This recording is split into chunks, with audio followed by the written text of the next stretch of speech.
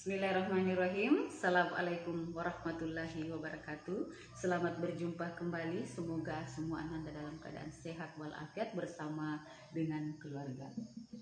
Kali ini Ibu akan menjelaskan tentang materi kita yang pertama, yaitu teks laporan percobaan. Setelah kalian mempelajari tes laporan percobaan ini, ada 3 tujuan pembelajaran yang ingin kita capai. Jadi yang pertama adalah pengertian teks laporan percobaan. Yang kedua adalah ciri-ciri teks laporan percobaan. Yang ketiga, fungsi teks laporan percobaan. Baik ya, kita ke tujuan pertama kita. Apa pengertian dari teks laporan percobaan? Percobaan ini sangat penting kita pelajari karena di kehidupan kita sehari-hari kita sering bertemu dengan percobaan-percobaan. Misalnya di kelas 1 dan kelas 2 tentunya Ananda sudah sering melakukan percobaan IPA. Ya. Apa kata lain dari percobaan? Percobaan adalah eksperimen. Eksperimen itu digunakan untuk menguji atau membuktikan sesuatu. Kemudian laporan. Apa itu laporan? Laporan itu adalah segala sesuatu yang kita lakukan untuk dilaporkan ketika ada seseorang memberikan tugas kepada kita. Nah, apa itu teks? Teks itu tidak lain tentunya adalah tulisan. Jadi, teks laporan percobaan adalah tulisan yang berisi tentang laporan percobaan, baik itu menguji atau membuktikan suatu teori. Saya ulangi sekali lagi, Nak ya. Teks laporan percobaan adalah tulisan yang berisi hasil laporan percobaan, baik itu menguji maupun membuktikan suatu teori. Oke ya? Nah, sekarang tujuan pembelajaran yang kita yang kedua yaitu mengetahui teks laporan, ciri-ciri teks laporan percobaan. Salah satu ciri teks laporan percobaan itu berisi tentang fakta. Sudah tahu kan? Apa itu fakta? Coba diingat-ingat kembali, apa itu fakta? Ya, fakta itu adalah kenyataan. Salah satu ciri-ciri fakta adalah bersifat pasti. Nah, Ibu akan memberikan contoh dalam kalimat. Dalam sebuah jeruk kira-kira mengandung sekitar 27 mg vitamin C. Apakah itu fakta atau opini? Ya, itu bukan fakta, tetapi opini. Lalu apa itu opini?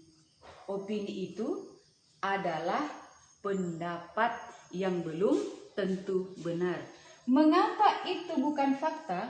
Karena di dalam kalimat itu ada kata sekitar dan kira-kira. Sekitar dan kira-kira itu merupakan sebuah kalimat atau kata yang tidak jelas dan tidak pasti karena belum bisa dibuktikan kebenarannya.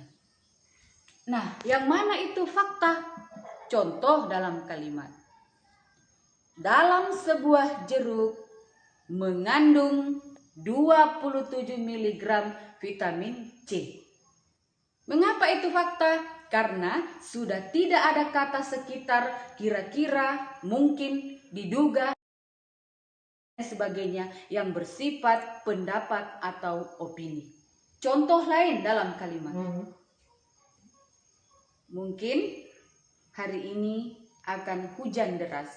Apakah itu fakta atau opini? Ya, itu bukan fakta tetapi opini karena belum tentu benar. Ya. Jadi dalam ciri-ciri opini itu sendiri ada kata-kata tertentu, misalnya mungkin, sekitar, kira-kira, diduga, menurut dan lain-lain sebagainya yang masih membutuhkan pembuktian. Jadi saya ulangi sekali lagi, salah satu ciri dari teks laporan percobaan adalah fakta yang bersifat pasti dan nyata karena di dalamnya ada data dan ada angka. Jika dalam sebuah kalimat ada data dan angka yang sudah pasti dan nyata, maka itu disebut dengan fakta. Kemudian ciri teks laporan yang kedua adalah lengkap. Mengapa teks laporan percobaan itu harus lengkap?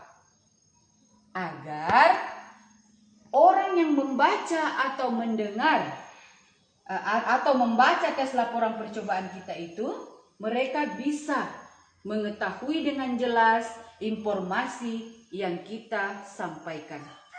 Ya, jadi supaya mereka lebih mengerti, maka tes laporan percobaan itu isinya harus lengkap.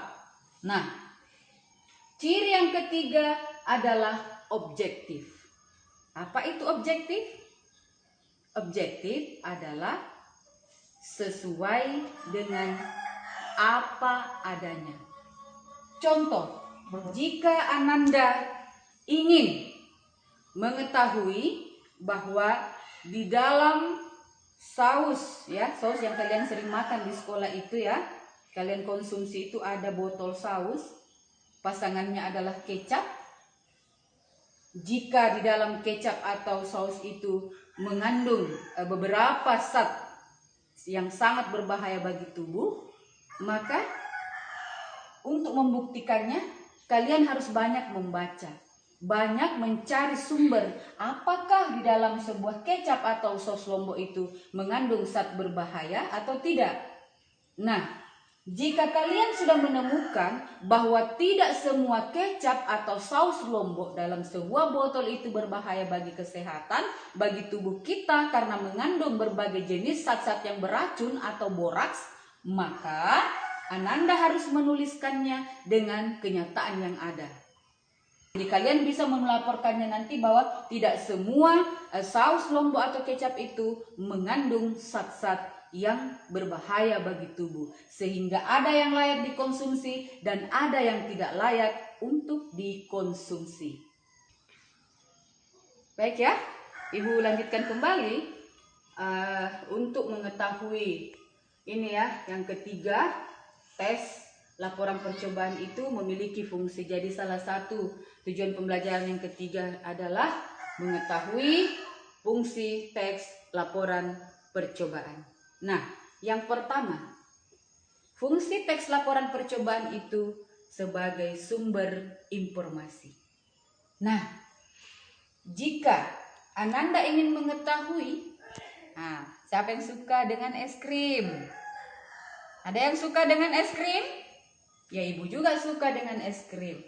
Ada beberapa jenis-jenis es krim, ya. Wah, kalau ke sekolah itu pasti senang makan dengan es krim. Nah, untuk mengetahui bahwa apakah es krim itu layak dikonsumsi atau tidak, atau dengan kata lain, jenis es krim manakah yang layak untuk dikonsumsi, yang manakah yang sehat untuk tubuh kita. Nah, Ananda bisa menemukannya melalui berbagai sumber informasi. Carilah data yang sudah melakukan percobaan-percobaan terhadap es krim. Ya, jadi untuk menjawab itu, Ananda bisa mencari pada internet, pada buku, pada tes-tes laporan yang sudah dilakukan oleh orang lain untuk mendapatkan informasi yang Ananda butuhkan. Nah, yang kedua, fungsi tes laporan percobaan adalah sebagai bukti. Bukti bahwa kita sudah melakukan tes, melakukan eksperimen, melakukan percobaan. Jadi di situ nanti kita sudah bisa membuktikan bahwa apa yang kita lakukan itu benar atau tidak. Jadi sebagai bukti ya bahwa kita sudah melakukan percobaan atau eksperimen. Nah, yang ketiga adalah dokumentasi. Apa itu dokumentasi? Dokumentasi itu adalah bagian penting untuk menyimpan sesuatu ya. Misalnya ketika Ananda mendapatkan semua informasi bukti-bukti, maka semua teks-teks itu kita simpan dengan baik. Begitu kita ingin membukanya kembali atau membutuhkan informasi tersebut, maka kita bisa membukanya kembali, melihatnya kembali melalui dokumentasi agar tidak hilang. Kita tidak setengah mati lagi, sulit lagi mencari informasi karena kita sudah menyimpannya di dokumentasi. Ya. Kemudian yang keempat, pemecahan masalah.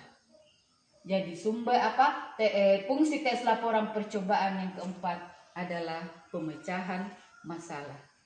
Kok bisa ya tes laporan percobaan dijadikan sebagai salah satu fungsi untuk pemecahan masalah? Nah, siapa yang suka bakso? Ya, saya juga suka bakso. Bakso itu ada namanya nyoknyang, ya, yang kita kenal dengan nama nyoknyang. Apakah kalian tahu bahwa nyoknyang itu ada yang berbahaya atau tidak? Saya pun juga sering ragu, apakah nyoknyang itu mengandung boraks atau tidak, zat-zat yang beracun bagi kita? Ya, untuk mengetahui itu, maka kita harus mencari sumber bacaan, mencari teks-teks yang berhubungan dengan nyoknyang, berhubungan dengan bakso. Apakah di dalam bakso itu mengandung zat-zat berbahaya atau tidak? Nah, jika untuk menghilangkan keraguan bahwa tidak semua, ya, setelah kita mendapatkan informasi bahwa tidak semua nyoknyang atau bakso itu memiliki kandungan racun, maka kita bisa mengetahui bahwa ternyata bakso itu ada yang layak dikonsumsi dan ada yang tidak layak dikonsumsi. Di mana kita menemukannya? Ya, dengan membaca berbagai tes laporan percobaan atau kita sendiri yang melakukan percobaan terhadap nyoknyang atau bakso untuk mengetahui kandungan yang berbahaya pada zat-zat tersebut. Oke ya? Nah, yang terakhir, fungsi tes laporan percobaan yang terakhir adalah pertanggungjawaban. Tes laporan itu bisa kita gunakan sebagai sebuah pertanggungjawaban. Artinya, hal-hal yang berkaitan dengan percobaan, dengan informasi-informasi, bukti, dokumentasi, dan lain sebagainya itu bisa kita pertanggungjawabkan dengan memperlihatkan teks tulisan tadi. Ya, jika misalnya ada orang yang menugaskan kita membuat tentang laporan, maka tes laporan tadi itu bisa kita gunakan sebagai pertanggungjawaban. Artinya kita sudah membuatnya. Oke ya? Saya ulangi sekali lagi bahwa di dalam tes laporan percobaan tadi ini ada 3 hal penting yang Ananda harus pahami. Yang pertama adalah pengertian teks laporan percobaan. Yang kedua adalah ciri-ciri teks laporan percobaan. Yang ketiga adalah fungsi teks laporan percobaan. Oke, demikian penjelasan Ibu. Terima kasih. Sampai berjumpa kembali. Assalamualaikum warahmatullahi wabarakatuh.